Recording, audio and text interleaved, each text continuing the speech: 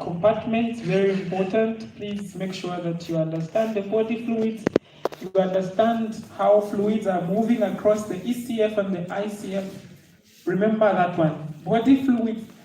Okay, of course you need to know everything, but body fluids, if you don't understand it, it will be difficult for you to understand muscle physiology. It will be difficult for you to understand the topic you're starting, which is membrane potential and action potential.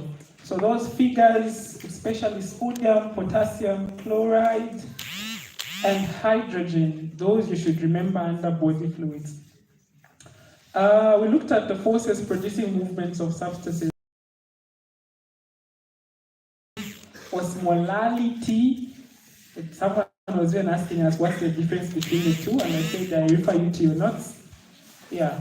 We looked at osmosis and diffusion under transport across the cell membrane. So forces producing movements of substances between compartments kind of interact with transport across the cell membrane and what is being referred to as membrane potentials.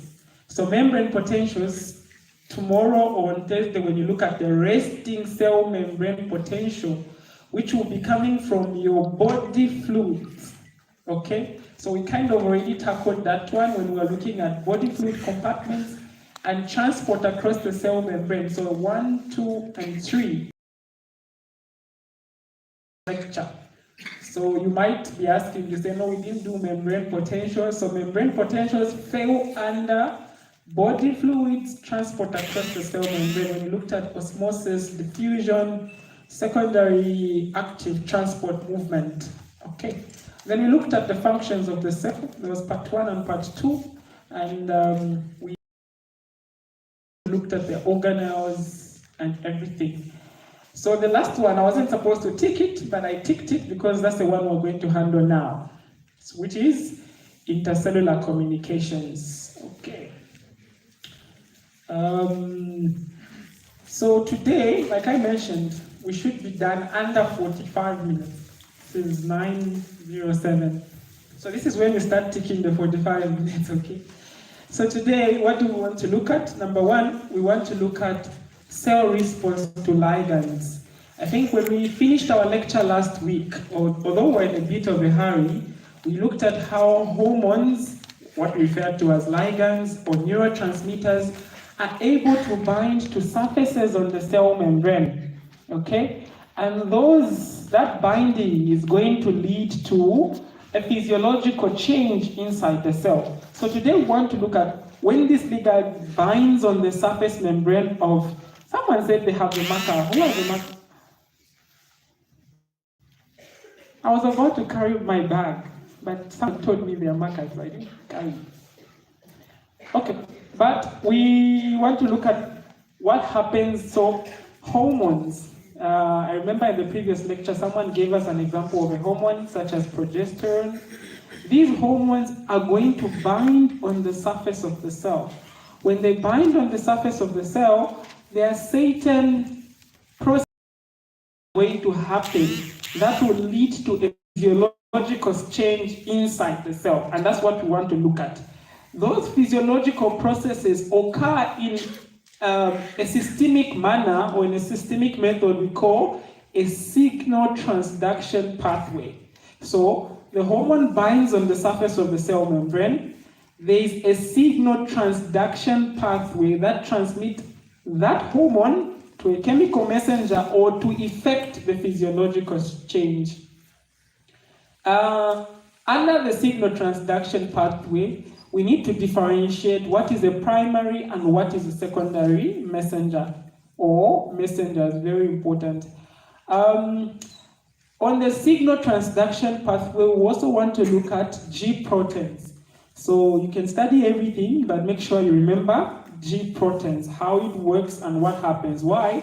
Because we find it in a lot of cells in the body. So we want to ascertain the role of G proteins in the signal transduction pathway. Like I mentioned, we have a lot of pathways. There's the ionositol, the guanylyl cyclase pathway, but this guy, the G protein, is very important. We need to remember him because he is found in a lot of places in the body. Then we'll now give a few examples of secondary messengers and the physiological effects of their production. We can manage that in 45 minutes time, can we? But we'll try. If I'm too fast, just raise up your hand and stop me. Okay. I'm not being too fast, but if I'm too fast, raise up your hand and stop me. Last week, we didn't take any questions, so I hope there were no questions arising from our discussion. Why I wanted the marker was a lot of people were asking the difference between secondary active transport. What is this? Secondary active transport. Okay, it's working. Who has some tissue?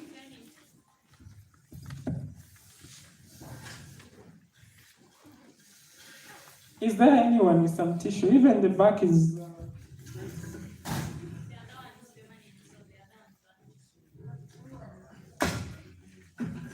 I'm obstructing this light. Okay, I just wanted to. Did we go through secondary active transport? A lot of people were asking questions on secondary active transport. Did we understand what we meant by secondary active transport? So I thought maybe under 5 minutes I should explain secondary active transport.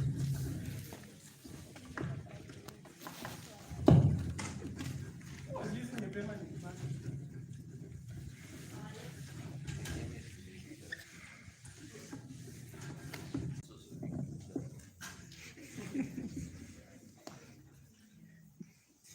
This one won't work very well. No one has it?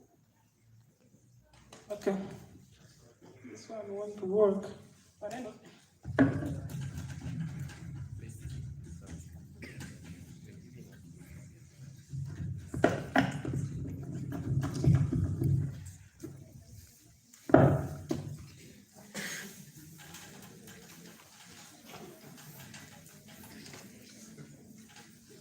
Can someone define for us what secondary active transport is? Give anyone the mic.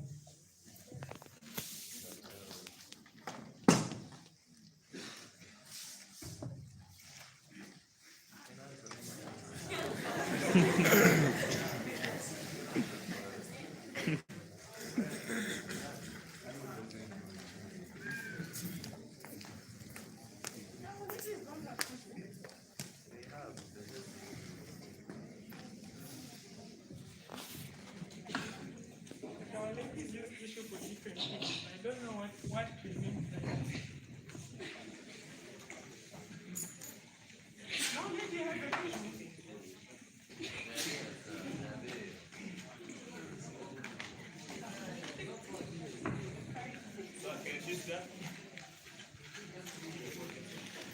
No one can define secondary active transport. I'm listening. I'm just cleaning the board. Secondary active transport is the type of active transport which doesn't use direct energy from ATP, but instead we have two molecules traveling, one going down the concentration gradient and the one going against the concentration gradient. So the one which goes down the concentration gradient, which doesn't require energy, will pull, I forgot that word he used, it will pull the molecule which is going against the concentration gradient. So that's secondary.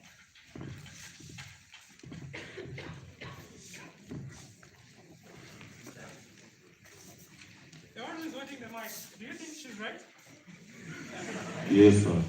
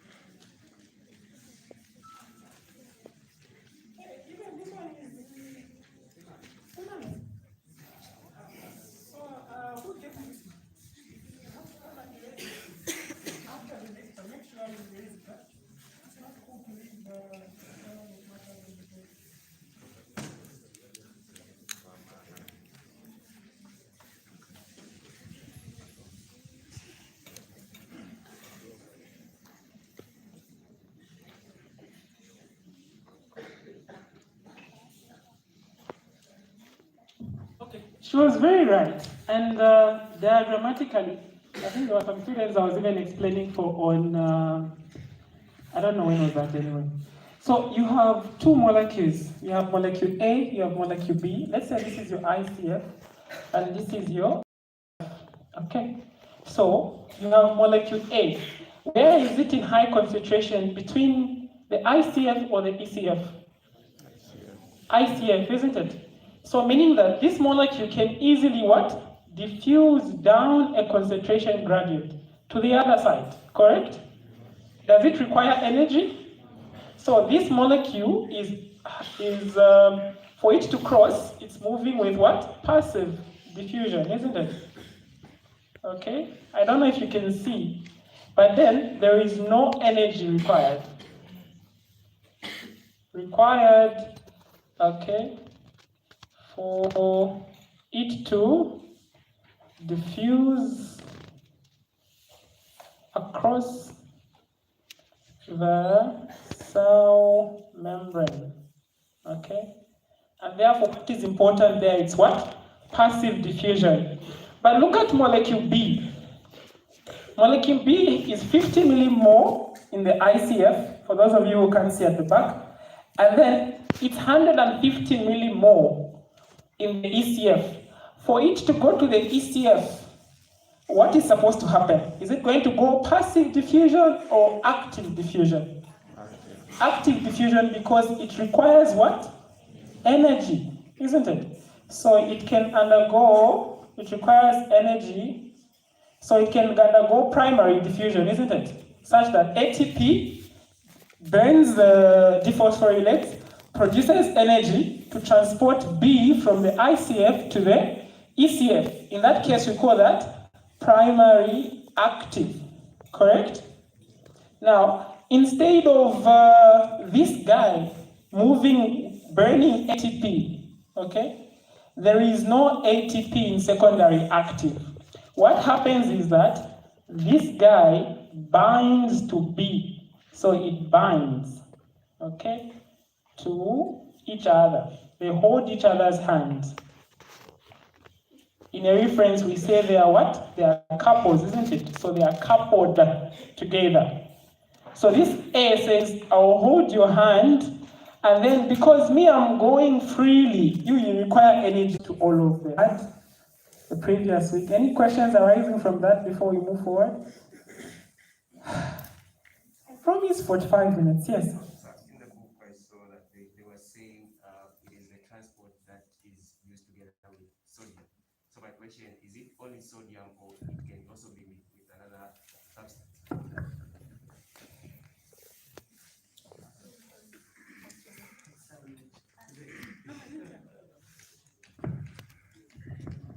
Okay, so I'm saying in the book it was saying it is the type of transport that uses sodium so that it can transport the other substance. So it is more like a co-transporter that uses sodium so that the other substance can be transported. So since you've used that example, my question is there are there other substances that can be used instead of sodium to transport other chemicals?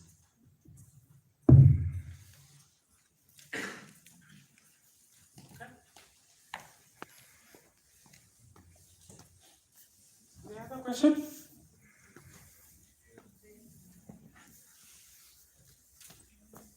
We'll take 3 questions because the other lady raised her hand first, and then we proceed to.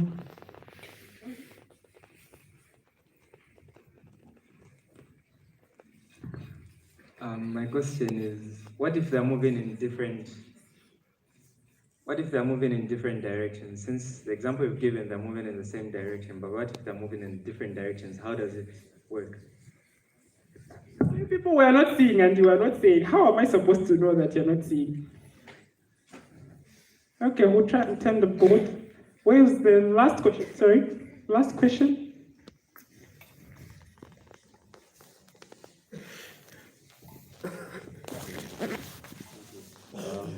How are you differentiating between antipode and sympod? So his question kind of comes to that question, antipode, sympod. Okay, so his question, we'll start with the first one. When you say the book, please, I would require that you mention the book you are using, huh? Yeah, but mainly the ion that is used to transport, we use sodium because sodium is important for a lot of chemical reactions in the body. So sodium, you'll find it being used an example, and that's why when we're talking about body fluids, I told you to remember sodium and potassium, because sodium is the major ion that is found in the body. So to answer your question, yes, sodium is there, but there are a lot of other ones like calcium, glucose, potassium. In fact, to answer his question, in your books you're going to find, is it potassium, sodium, and chloride? Is it? Did you find something like this in your books? And then it was talking about how these two should be coming in one side, these two should be going on the other side. Did you find something like that? A co-transporter. So A is a co-transporter. Why are we calling it a co-transporter? Because it is transporting B. Do we understand? Correct? From your books. This is now from your books. I had a lot of questions on this, and that's why I'm spending some time here. A does not require energy. It's moving down a concentration gradient to B. Now, I don't know how I'm supposed to balance this side and this side, but A is moving down the concentration gradient to the ECF. It doesn't require energy. But B is moving from the ICF to the ECF where it's in higher concentration and requires energy. So A is co-transporting, it's pulling B. And that's why I'm showing you that here they are coupled together, they are held together until they reach the ECF. In terms of, there should be a sodium, potassium, I don't know if it's sodium, potassium chloride or chloride, potassium. The reactive transport also occurs with a co-transporter, okay? Sorry, with a carrier protein. In the carrier protein, it can also be antipode such that, okay? So let's say your A is sodium, your B is potassium, chloride. Now this is a permanent mark. Make sure you raise the board, the owner of the mark. Okay, this is chlorine, okay? Then let's say we have potassium this side. Yeah.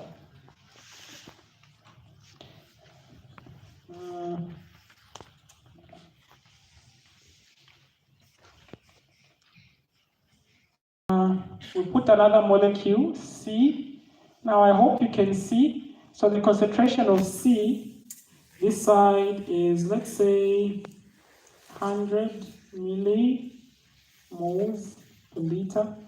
And then we have, so our C is our potassium, and then we want C to come this side, and C, which is our potassium, is, let's say, is 100, let's put this as 200 millimole per liter. So check with your books. I've forgotten how this co-transporter moves. But you have three molecules. Remember, in our first example, A and B were going the same direction. Now, you have certain situations where secondary active transport is working, one is going the other side. In this one, which you find in your books, sodium and chloride, now here, these are mediated by a what? A carrier protein. So these two are going down the concentration gradient. You can see sodium is 250 here, here it's 100. Chlorine there is 350, this side it's what? 150. So these two, molecule A and molecule B, are crossing the membrane from the ICF to the ECF down a concentration gradient, and they don't require energy, correct? However, look at C, which is our potassium. It's 100 millimole in the ECF and 200 millimole in the ICF, meaning that it requires what? Energy, and that energy is supposed to come from active transportation. Now, in this type of an antipode, in secondary active transport, what happens is that you have a carrier protein, say here, okay?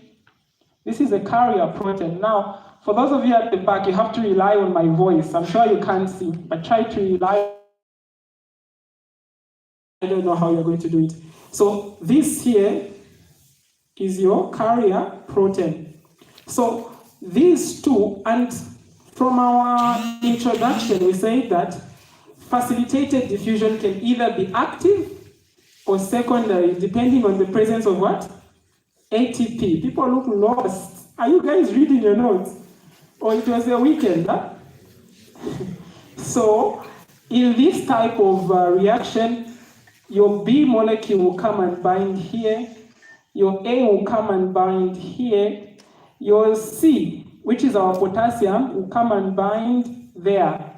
Now, A and B are going down a concentration gradient, so they don't require energy. In facilitated diffusion, a carrier molecule transforms, okay? So, A and B have bound this side. They don't require energy because it's active. They are going down a concentration gradient, so it's facilitated diffusion. C, on the other end, requires what? Energy, because it's going in a direction where there is a higher concentration. So, this carrier molecule transforms. So, let's say you have your sodium and your potassium this side, and then you have your chlorine this side. Now, I hope you're able to hear me at the back. I can't explain and hold the mic at the same time. I don't know how I'm supposed to do that. You can't see. Okay, can I get maybe a phone? Okay, hold the mic for me, because this one is important, okay? So this is your carrier molecule. My phone here is your carrier molecule, which is our A and our B, okay? Sorry, I'm trying to stress a point. So this is your carrier molecule, which is our phone. It's in the cell membrane. This is your A. So your A and B, those two don't require energy, isn't it? So they bind this side, which is your sodium in this case, and your chlorine. On the other end, potassium binds this side, my tissue this side, okay? Facilitated diffusion, we say that there's a conformational change in the carrier protein. So this conformation change, for example, turns, conformational change, it turns, and then it extrudes the chlorine and the potassium, the sodium and your chlorine. No energy has taken place. The energy is coming from sodium and chlorine, which are being transported down a concentration gradient. So these two are going down a concentration gradient. This guy has just attached. So when it turns, because this guy is providing energy, there's no ATP here, it burns like that. Your potassium detaches and your sodium and your chlorine detach. And that is your antipode transport in secondary active transportation. Does that answer our questions? I hope it does. Because I had a lot of questions coming through under secondary active transport. So in secondary active transport, just remember that one molecule is in high concentration, the other one is in low concentration. And this guy, which is going down a concentration gradient, provides the energy. So when you understand your facilitated diffusion, the example I just gave will make sense. Now, I'm already 30 minutes into the lecture. I wasn't supposed to do that. Okay. I hope there are no questions arising now from secondary active transport. And I hope we've answered your question and his question at the same time. Have we? Who was asking their question? Have we answered your question? And have we answered the gentleman at the back, their question? Okay, we take one last question and then we move on to what we want to lead the people. Thank you. You were saying the carrier protein undergoes a conformation or change. Forgive me for my pronunciation. So the carrier protein itself doesn't use any energy when having that change. No, it doesn't. Why doesn't it? Because we talked about carrier proteins either using ATP or not using ATP. Here, the energy is being provided from what? The two molecules that are going down a concentration gradient. Okay? Yeah, my question is very short. I wanted to find out whether this conformation of the protein has to do with the fluid mosaic model. Okay, I hope that was the last question, right? I can't see any other hand. No, it doesn't. Okay, it doesn't. Carrier proteins just change depending on where they are. Of course, the membrane characteristics do play a part, but no, it's just dependent on the carrier molecule itself. So in your books, you're going to find, so please, when you go and study, that sodium chloride potassium co-transport, I could have mixed it, so just go and correct it for me. I wasn't intending to teach this. So just check it for me, check which ones are going where and which ones are going there. So you need to remember the sodium ATPase, that one you should remember and you should know how it works. Then you need to remember the sodium chloride potassium, okay? Because that one is a good example of a what? An antipode, okay?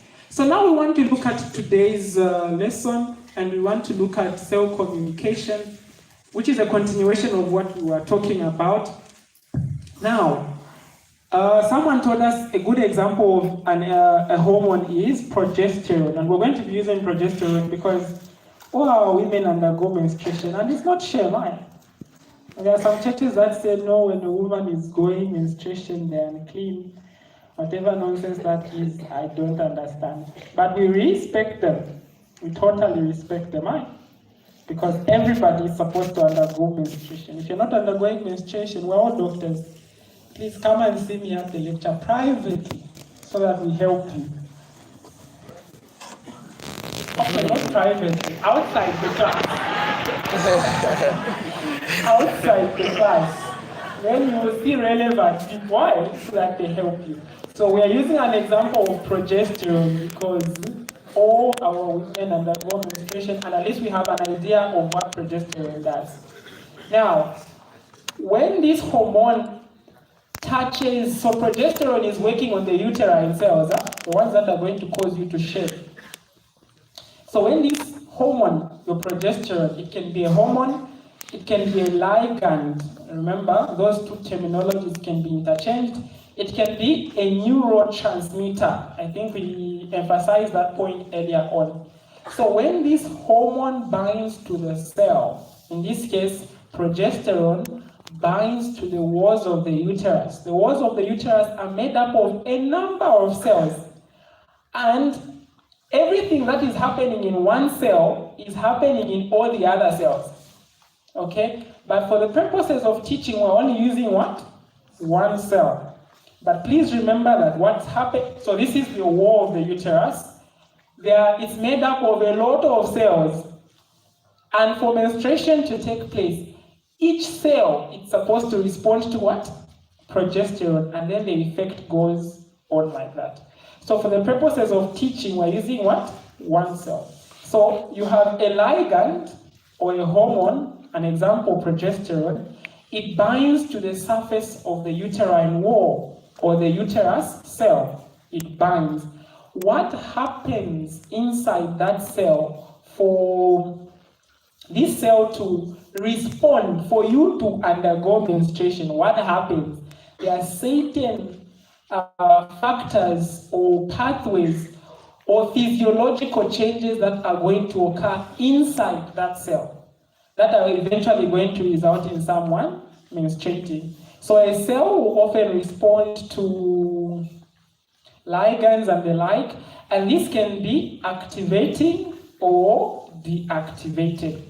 Okay? Meaning that when a ligand binds or when a hormone binds to the cell membrane, it can activate the cell, it can be deactivated. An example back to the progesterone, a woman who is not menstruating, okay? Maybe she has a hormonal imbalance. So instead of the uterine walls being activated at menstruation, those walls are not undergoing menstruation. Why? Let's say maybe the progesterone is little. There's little hormone that is reaching that one. It will lead to what? Inactivation of the cell.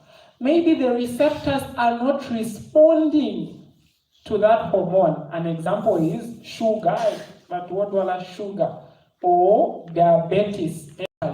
You have a hormone in the name of insulin. It comes to bind to the surface receptors. But these surface receptors, either they are too little or they are not responding to the hormone. That will lead to what? Inactivating. So whatever the signal is, whether it's insulin, a hormone, or progesterone, or a neurotransmitter, when it binds to the surface of the cell membrane, it can lead to activation or inactivation. Okay? When this hormone binds, there are a number of chemical messengers going to be produced in the body or on the surface of the cell that lead to physiological changes in one cell, and then it's happening over a number of cells. So these hormones can be neurotransmitters, it can be a ligand, and so activation, upregulation. The thinking is the same, it's just difference in terminologies. So when a cell is activated, it can be upregulated. At the same time, when a hormone binds to the surface of the cell membrane, it can lead to further activation of other receptors on the surface of the cell membrane. So imagine this is our cell membrane. There are 1, 2, 3, 4 receptors, and then a hormone binds on one receptor, activates it. As a result of this guy being activated, it activates the other 4 receptors to become more sensitive to the hormone that has been produced. So that's what you call upregulation or downregulation. Okay. Of course, a deficiency is what I was just from explaining. Maybe there are a few hormones in the case of diabetes, a very good example of diabetes, or sugar, sugar. There is a deficiency in the number of receptors. Deficiency in the chemical messengers. People with sugar, it can be both type 1 and type 2.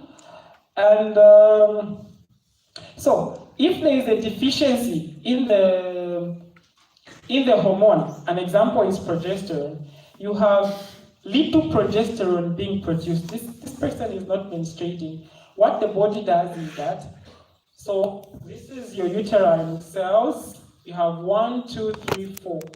Because there is little progesterone coming on, just activation of one receptor here will make these cells to be hypersensitive to the progesterone, so that even the very little progesterone that is present is what? Is sucked out or is bound on the surface of the receptors. That's what you call active upregulation. Okay. Then these receptors, some of the receptors undergo endocytosis. So in this case, we're saying that you have a receptor on the surface of the cell. Maybe let me stand at the top. You have a receptor on the surface of the cell. This receptor, when it's activated, it causes endocytosis of the receptor and the hormone. So endocytosis, we are saying that the cell is eating up whatever is there, isn't it? So the receptors are going to be reduced in number, or they are going to undergo down regulation. Did I put it on your slides? Okay, I did it. They will decrease in number. So there will be a decrease in number, which is downregulation. So these are some of the examples of receptors on the surface of the cell membrane that can undergo upregulation. The cells become hypersensitive to the hormone or the increase in number. They can also what? Decrease in number. An example is endocytosis. And in the case of deficiency or in lead to hormone or ligand being produced.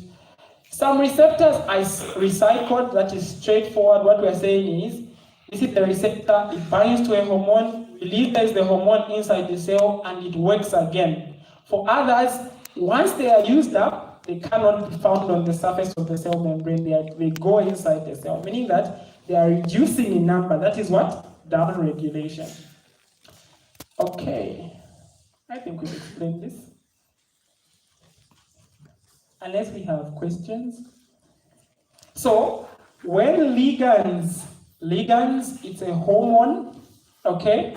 When these bind to the surface of the cell membrane, so on the surface of the cell membrane we have receptors. We classified receptors, proteins in the cell membranes under transmembrane, peripheral proteins, and the other one was integral proteins in our previous lectures. So most of these receptors are peripheral proteins. They are on the surface of the cell membrane. So you have a ligand or a hormone binds to the receptor. It will trigger a series of reactions. So that is what we are interested in today. What reactions are triggered inside a cell to produce a physiological response? So there will be a number of responses that are going to take place. An example is cyclic AMP. Please don't bother yourself with that. We're going to discuss it in a few slides from now. Okay, cyclic AMP is just cyclic adenosine monophosphates. So this leads to the initiation of changes. So this is our lady. She's seated very well, looking beautiful. And then all of a sudden she starts menstruating. What happened inside those uterine cells for her to start menstruating? Our progesterone bound to the uterine cells.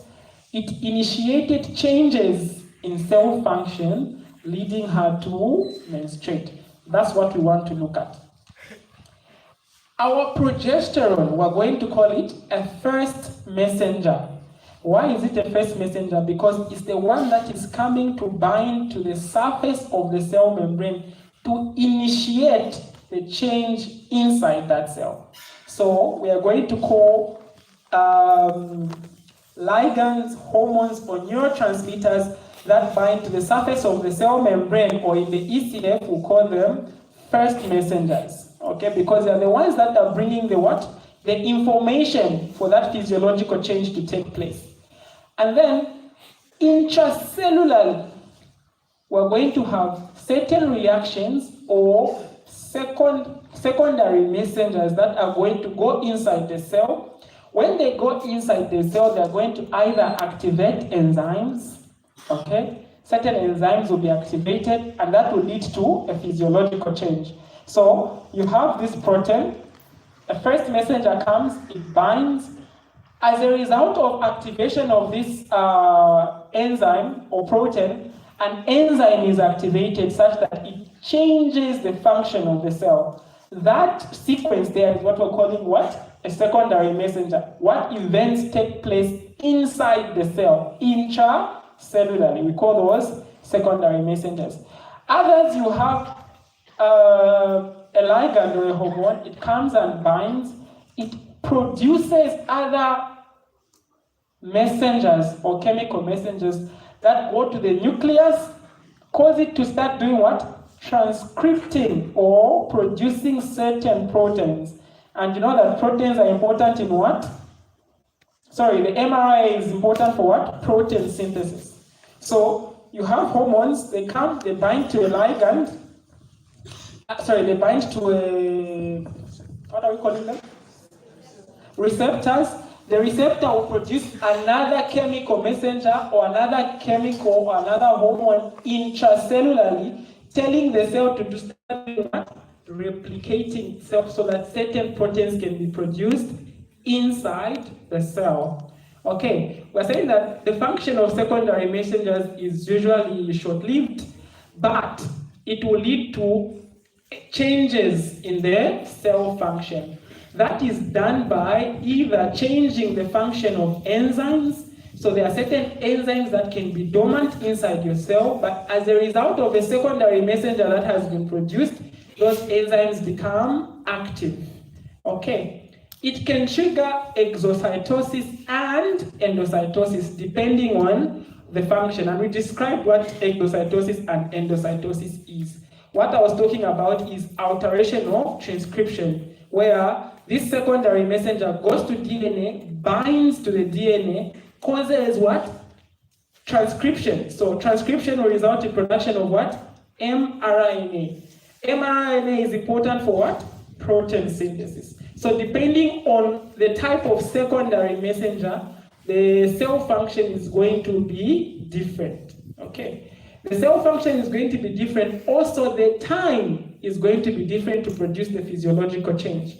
Imagine a secondary messenger activating an enzyme and another one going to cause DNA transcription. Which one is going to take longer?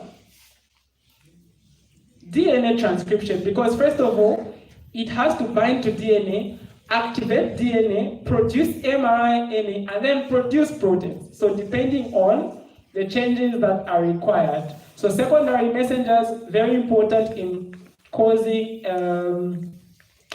a change in cell function.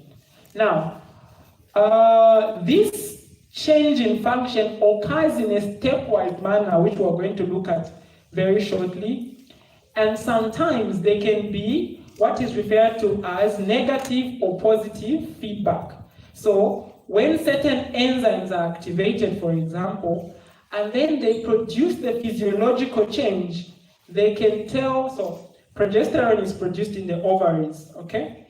Then it works in the uterus, correct? Well, I know you haven't done it, but try and follow what I'm saying. So you have progesterone being produced in the ovaries.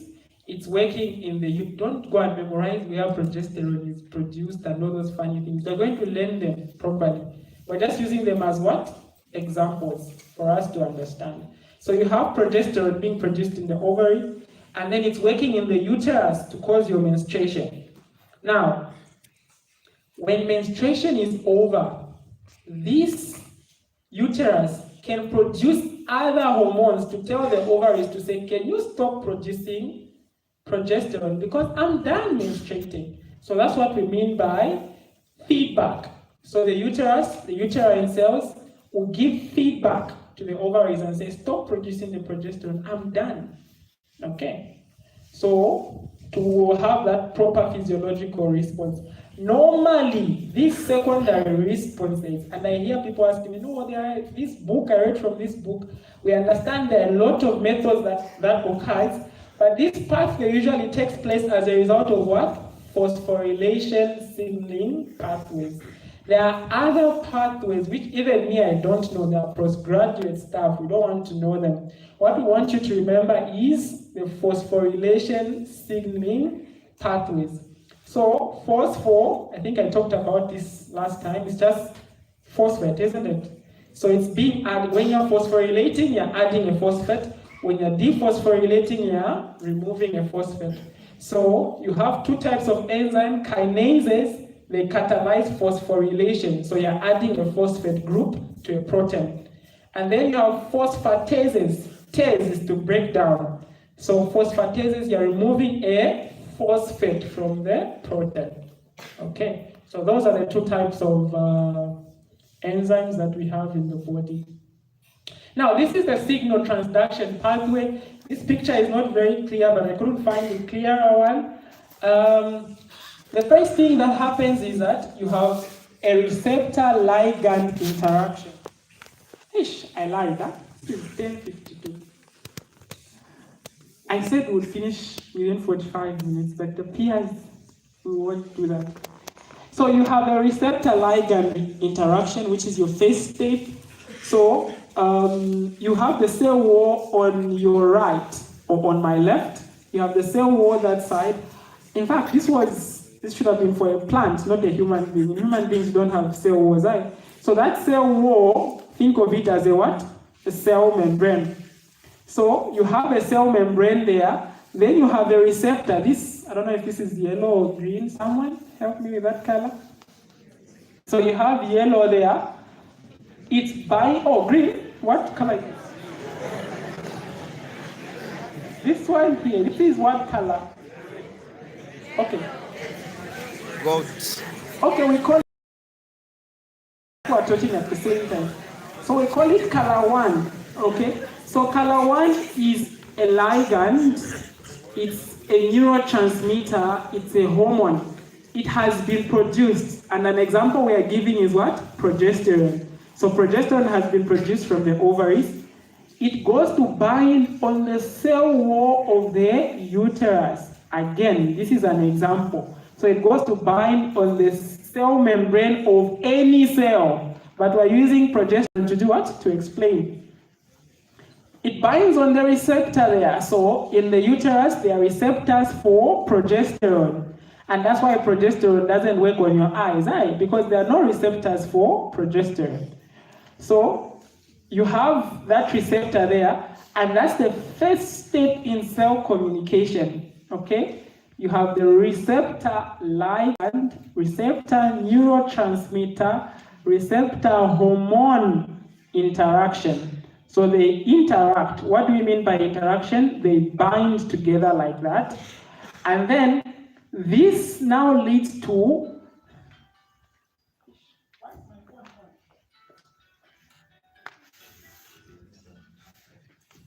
I'm very sorry. I need to, this is why my phone is on. My phone doesn't. I'm not supposed to have my phone on in class, but I need to pick this one. Okay. So 5 minutes break. Let's take a 5 minutes break.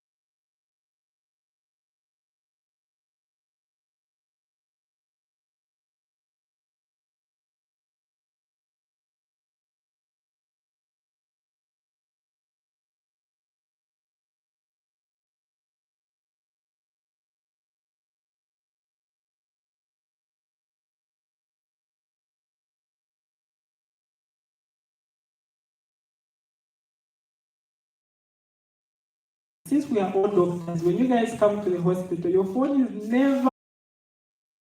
Since we are all doctors, when you guys come to the hospital, your phone is never supposed to ring. When your phone rings, you're chest out from your words. That's how serious it is. So, as I'm sure there are other doctors that implement that even when they're teaching you. Is Dr. Mkape teaching you? Yeah, if your phone rings in Dr. Mkape's class, he chase you out. So that principle also applies when you come to UTH. When your phone rings, we all have issues to do. We all have Facebook and WhatsApp. That when you're that side, when you're inside, your phone is never supposed to ring. And your behavior carries marks, by the way. It carries about 10% of your total CA, just your behavior.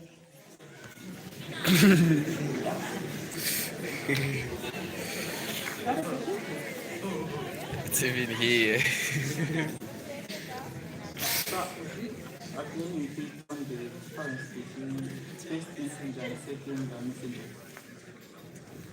Okay, I'll answer your question in just a bit, okay?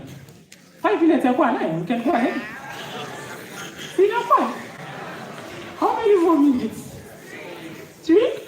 Okay, we'll wait. Anyway, as we're waiting, I was talking about the phone. Since we're waiting for people.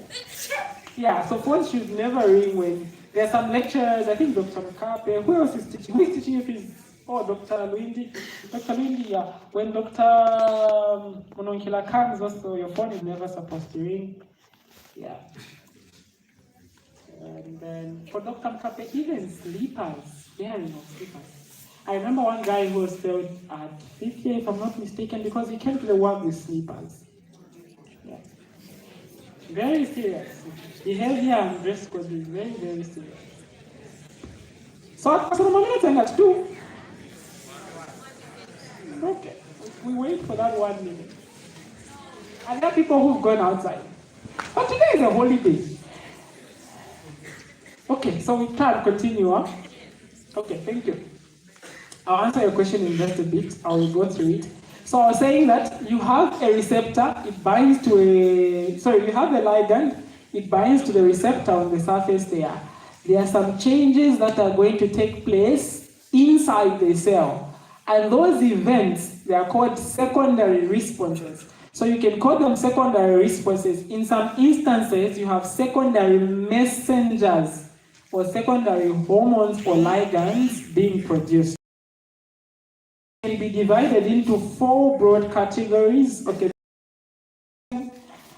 Ion channel activation. I told you that when you have what you call pain, what happens is just ion channels opening. Those are stress, mechanical, what do you call them? Mechanical what?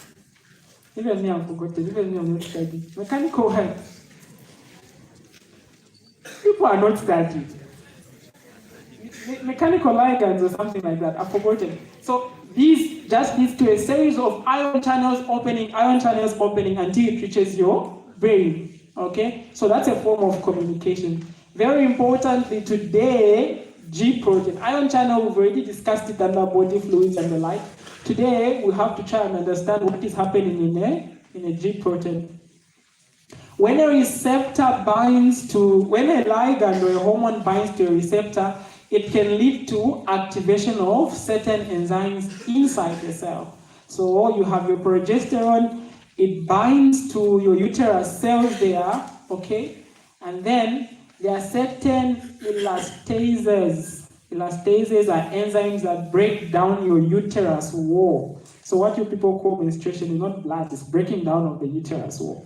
So that activation of those elastases, an example of an enzyme, it breaks down the uterus wall and then someone starts menstruating. Okay, but that's not my point. My point is when a hormone binds to a receptor, it can lead to activation of enzymes, okay, within the cell. Other hormones will lead to activation of what? Transcription. So 4 things are happening. 1, ion channels can open as a result of binding of a hormone. What was the second one? G protein, which we're going to discuss. G protein usually produces secondary messengers. So a hormone binds, so it's like a hormone is me, I go and switch on the light, and then the light goes on. Okay, very bad example, but we'll explain it. And then others will lead to what? Activation of enzymes. So as a result of binding of that receptor, enzymes are activated. Others will cause activation of transcription. These are hormones, they enter the cell, they bind to the receptor, intrudes them inside the cell or pushes them inside the cell. As a result of them being pushed inside the cell, they usually go and bind directly to your nucleus. At the nucleus, they cause transcription. Do I understand transcription? So we know what DNA transcription is, which will result in the production of what? mRNA. mRNA will now go to the ribosomes to produce proteins, and those proteins can be enzymes, they can be whatever. So those will now be required to bring about physiological changes inside the cell. So whatever is happening from receptor binding to inside the cell, the ultimate result is that there is a physiological change in the function of the cell. So depending on what is happening, the responses of certain cells can be varied. This is the diagram on your left, just go and look through it. It's an example of a ligand or a hormone in the name of a what? A growth factor. So they are, in fact, even in your books, you're going to find something referred to as growth factors. Please don't bother yourself too much on that.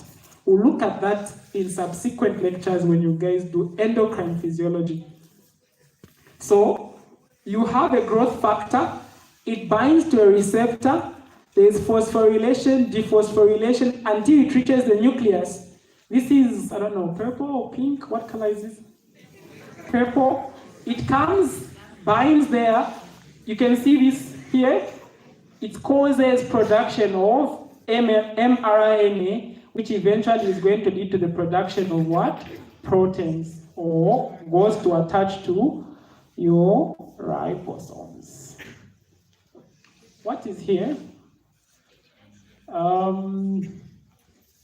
So this is kind of what we've already explained. We've explained how that these notes are basically explaining that diagram there. So you have hormones coming in, they enter the cell, inside the cytoplasm, they can either, remember we said there are two types of main enzymes that will lead to these chemical messengers. We said the kinases and the phosphatases. So they can either go phosphorylation or dephosphorylation until they attach to the nucleus to produce transcription. Okay. So there are different pathways that can lead to transcription. Okay. You have those, especially the ones that are lipid soluble, they cross the cell membrane. So those hormones that are lipid soluble, I think an example is aldosterone. You check it up. It's highly lipid soluble. It doesn't bind to the surface of the cell membrane. There's no receptor. It literally just penetrates.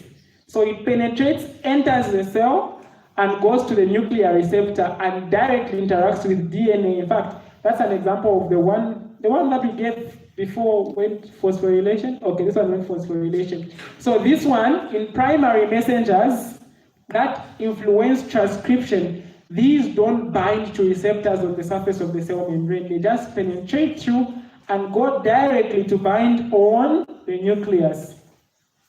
We have others that will cause activation of protein kinases. So here you have this hormone, comes to bind to the receptor, causes activation of protein kinase. Protein kinase, we said what happens? Activate protein kinase?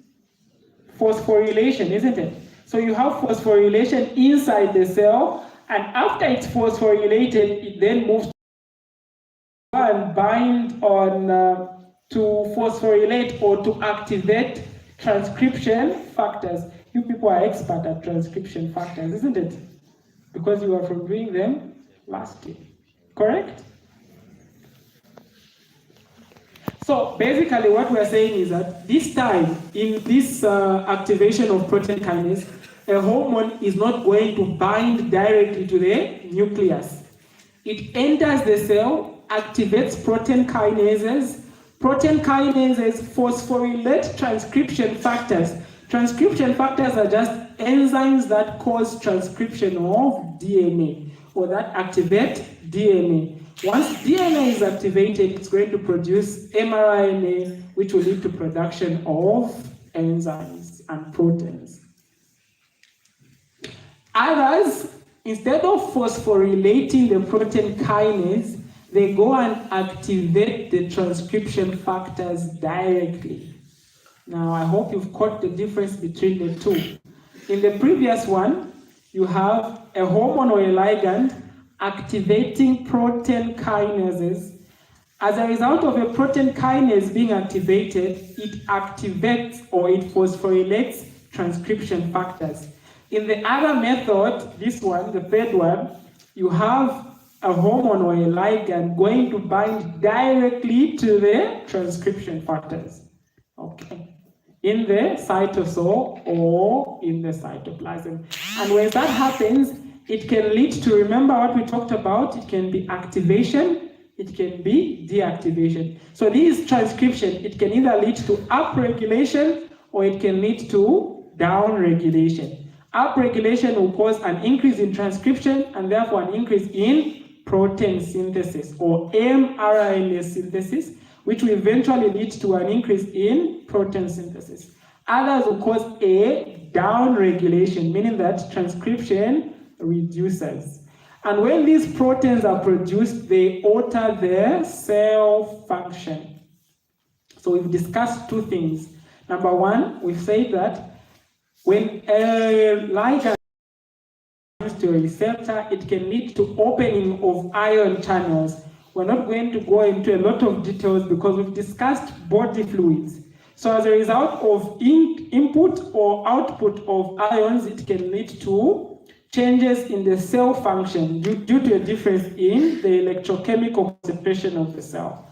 Then the second method is that this hormone or this ligand can go and activate DNA to increase or decrease what? Transcription. And therefore you have either an increase or a decrease in proteins that are being produced.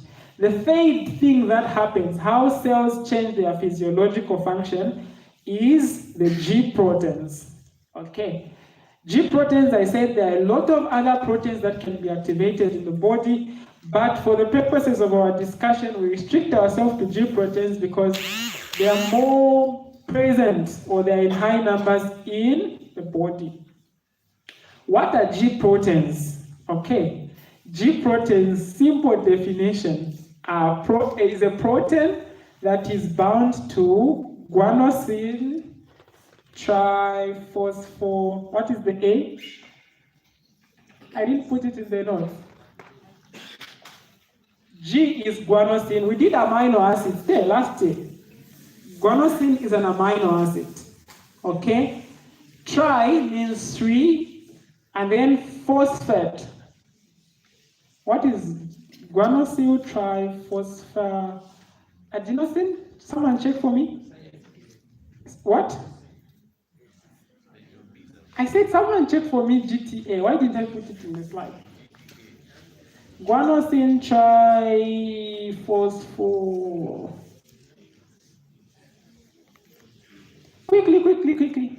I don't know why I didn't put it in the slide. Just check it on Google. GTPA. Yes?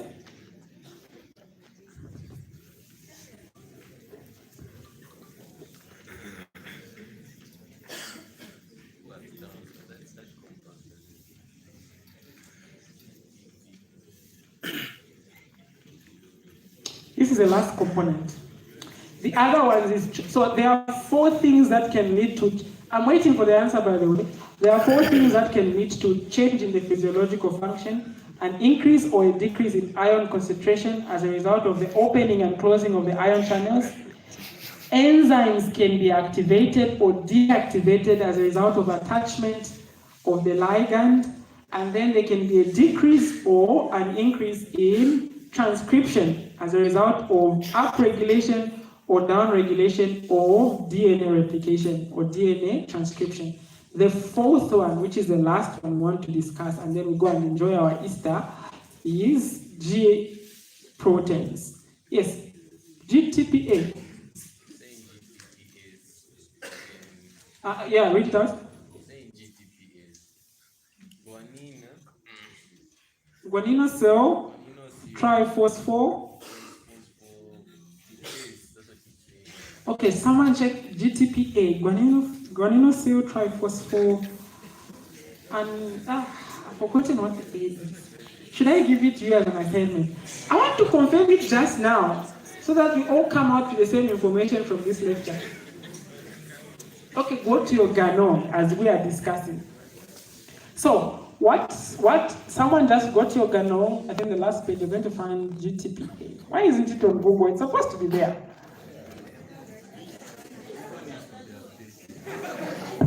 Yes, who's gone on Google quickly? GTPA. There's no way I can say something that's not on Google. I'm not that smart.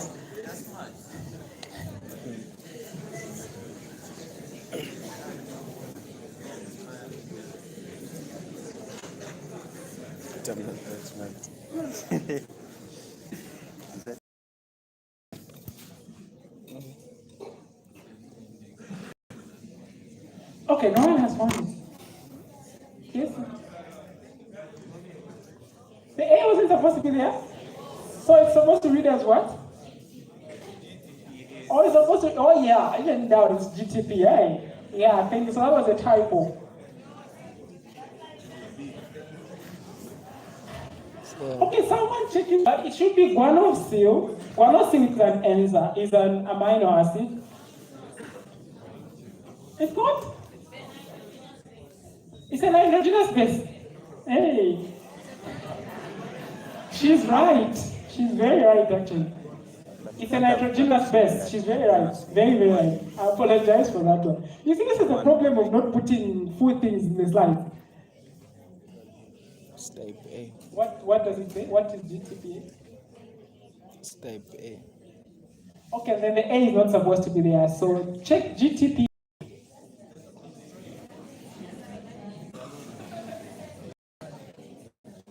Okay, someone open the canon quickly.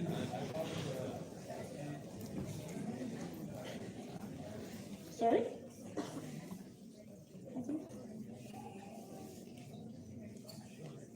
GTPases. Okay. How could I put something like this in the slide?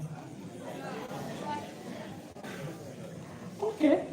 I'll have to confirm that one.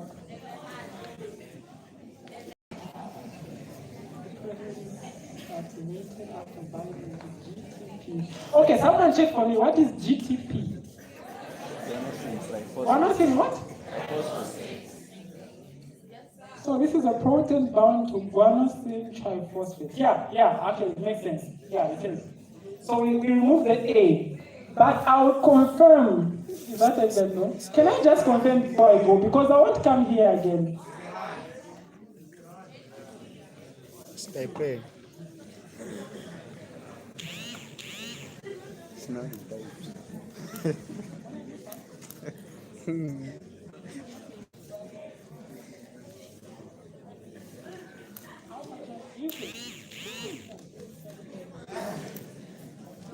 About transducing.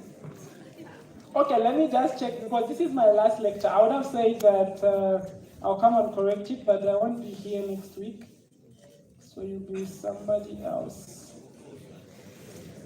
Graduates.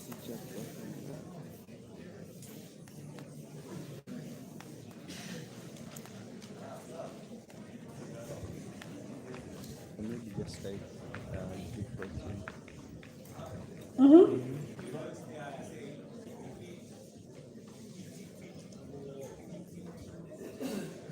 I'm saying what? Yeah.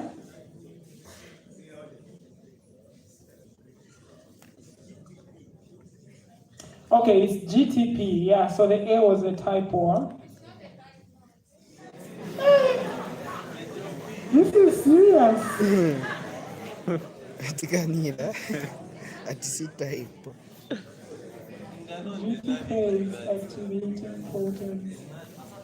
No. Okay, let's remove that GTPA. I used 3 books to prepare this, so it's not in Gano, meaning that it's either in Essentials or in Galtons. She's got the answer, sir. Someone has the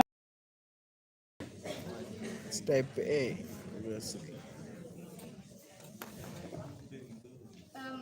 guanine triphosphate binding protein A.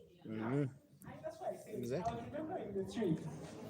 Guanine triphosphate, the A is one I had forgotten. You got, the A is called what? It's A protein, huh? It's Yeah. type A. So this is a protein that is bound to GTPA, yeah. Guanine triphosphate protein A. Yeah, that's what it's referred to. However, other books will just end on GTP, and most cases, so this GTPA should be in your guide tone or something. I don't know where I got it from. But anyway, let's go to the G proteins. We're saying that G there means guanine, and someone rightly said that guanine is a what? A nucleotide. Again, you people are fresh from biology, so you know what guanine is. It's a nucleotide. Nitrogenous base? Oh my goodness. It's Easter, now I'm late. Okay, it's a nitrogenous base, but what's important here is nitrogenous bases are important in what? DNA formation, correct? So therefore, these proteins kind of are linked to DNA replication or DNA transcription. So a G protein is just a protein that is bound to guanosine triphosphate protein A. There are other type of proteins, so we're going to say that a G protein is a protein that is bound to, so it's attached to guanosine triphosphate. Let's remove the A for now. Okay, that's what we refer to as G proteins. Now, these G proteins, what do they do? Of course, we know that they are regulatory proteins and they are going to be activated. I was saying that G proteins, we can liken them to a switch. Okay, that switch. Is there a switch here? That one. So, when a hormone comes, when I want to turn on lights here, I go and click on that switch gets activated and powers my lighting in here. So when a hormone comes, instead of binding directly to a protein molecule, to a DNA, it binds to a protein that is bound to guanosine triphosphate, or a G protein. Okay, when it binds to that, so you have a ligand or a hormone, it's coming through the cell membrane. So these G proteins, first of all, you need to also to establish that they can be found on the cell membrane itself, or they can be found in the cytoplasm. Okay, so there are those G proteins that are found in the cell membrane. We have those that are found in the cytoplasm. When a ligand comes, when a hormone comes, it comes to attach to this G protein, guanosine triphosphate protein, okay? And then it gets activated, and we're going to see the steps how it gets activated. Usually, this G protein is going to be it's going to be a GDP, guanosine diphosphate. When a hormone or a ligand comes in, it will attach to this G protein, activating the G protein, or phosphorylating the G protein, meaning that a kinase protein is being activated. You're adding a phosphate group. So for these G proteins to be activated, they need to be phosphorylated. So you have a ligand or a hormone, it binds to the G protein. This G protein is usually in the form of GDP. Okay? So you have a protein on one end, this side, there is GDP, guanosine diphosphate. Don't forget our definition. G protein is a protein that is bound to guanosine triphosphate. Maybe I shouldn't have said guanosine triphosphate. There's something wrong with this slide. I don't know why. So it can be a protein that is also bound to GDP, D, so guanosine diphosphate. And usually the inactive form of these proteins is in the form of GDP. So when a hormone comes in, or a ligand binds to a G protein, it's going to activate this G protein, or the G protein is going to be phosphorylated. A phosphate group is going to be added, and then once it's added, it's going to activate the protein. Once this protein is activated, so you have GDP, it gets activated to GDP. The GTP protein complex will now bring about the other three physiological changes that we talked about. It can lead to, so the GTP protein complex, so remember, you have this GDP, a hormone binds there, phosphorylates it or activates it, it converts to a GTP.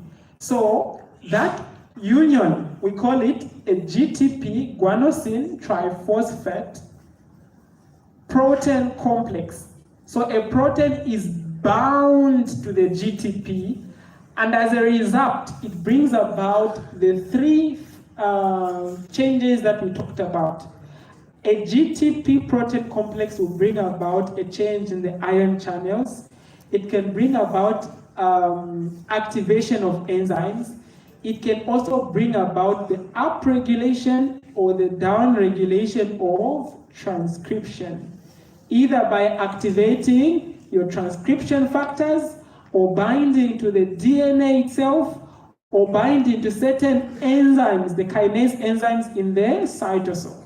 Okay, so this G protein is kind of the mother of all physiological changes that are taking place in the body. So a G protein is just something that mediates activation of enzymes, up and down regulation of transcription factors, and opening and closing of your ion channels. But for the protein to be activated, it has to be bound to your GTP. Okay, I'll definitely send something to your class rep. I'm not satisfied with my definition of a GTPA, but I'll send something to your class rep. In terms of anatomy, a bit of anatomy or histology, how are these G proteins? So there are a number of G proteins, but the ones, or the major ones, are the ones that are hetero. They are different. Hetero means different. Tri means three. Meric, meaning there are three components. Excuse me. So you have those that have three different molecules. Those are alpha molecule, the beta molecule, and the gamma molecule. Don't I have a picture in here? Okay, not so clear, but we'll look at it. So, that's just your anatomy in terms of how this molecule is made up of. Now, when a ligand comes through, so you have a ligand or your hormone, it will bind to the alpha subunit, and this one is usually GDP, okay? Guanosine diphosphate. So the alpha subunit has or is bound to GDP. When a ligand or a hormone comes through, therefore, it's going to bind to the alpha subunit. Why are we saying it's going to bind to the alpha subunit? Because we are saying that G proteins are proteins that are bound to GTP or GDP. And when the hormone or the ligand binds to the alpha subunit, it's going to phosphorylate, or it's going to activate the alpha subunit, converting it from GDP to GTP, guanosine triphosphate. Phosphorylation is the addition of a phosphate group to a compound. Dephosphorylation is the removal of a phosphate group from a compound. So anatomically, there are three subunits, and the alpha subunit is the one that has GDP, and therefore is the one that is bound to the protein. And the beta and gamma units. So once the ligand or the hormone binds to the alpha subunit, phosphorylates it or activates it, it leads to the dissociation or removal of the beta and the gamma chains. Maybe let me explain it with the diagram. There, okay? So you have an agonist. An agonist is anything that activates or potentiates a receptor. So let's just say what is being referred to as an agonist is a hormone or a ligand. You can see it's coming to bind to the G protein coupled receptor. So the receptor is G protein bound. So that receptor is bound to a G protein, and therefore it's called a G protein coupled receptor. When it attaches, you can see this G protein. You have the GDP there, which is bound to your, although not clear, I don't know if you're able to see at the back. I don't know if the notes have been sent in your group. Please check them up. You have GDP there at the top. It's bound to the alpha subunit, and then you have your beta and your gamma chains. That's your plasma membrane. So you have a hormone, it comes through, it binds to this G protein. In this case, it's a GDP protein. Once it binds, it phosphorylates. That arrow there is showing you that there's a plus phosphorus there that is being added. So a phosphorus group is added to form a GTP. So the GTP is kind of the active form of G proteins. The GDP is inactive. Once this GTP is activated, you can see these beta and gamma groups being dissociated as a result of that activation. This GTP, guanosine triphosphate, once it is produced, once it dissociates from the other subunits, it will now cause the 3 physiological changes in a cell that we talked about earlier, which can be opening of ion channels, activation of enzymes, and upregulation or downregulation of transcription factors or gene production. So the G protein is kind of like a switch, okay? Once you touch the G protein, it phosphorylates, it activates, it switches on the enzyme or the protein which is supposed to cause either transcription or ion channel closing or opening or activation of enzymes. So please try and look through this, this diagram. This GTP can also result in the production of secondary messengers. So you activate the GDP, it forms a GTP. That GTP now causes production of certain intracellular hormones or ligands or chemical messengers that are going to cause either, again, transcription, alteration of ion channels, or activation or deactivation of enzymes. An example of a secondary molecule that is produced is your cyclic AMP. Okay. So cyclic AMP, a bit of cyclic AMP. So summary of G proteins. A G protein is just basically a protein. So this protein can be a receptor. It can be an enzyme. In your books, you're going to find G-coupled receptors. So remember, receptors are proteins. So when a protein is bound to a G protein, which is guanosine, we call it a G protein. So this protein can be an enzyme, it can be a receptor on the surface of the cell, and once this GTP is activated, it will result in the 3 physiological changes that we talked about, which is opening or closing of ion channels, number 1, alteration or activation of enzymes, and then a change in the transcription factors. The 4th one, which is plus minus, it can lead to production of secondary messengers such as cyclic AMP. Okay, so cyclic AMP is just basically a secondary messenger, which is formed by the formation or the activation of ATP.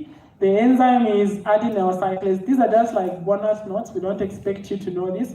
What we expect you to know, however, is cyclic AMP is an example of a secondary messenger. Okay. When you come and look at, in your biochemistry, when you come and do oxidative phosphorylation, then you're going to understand the importance or the role of cyclic AMP.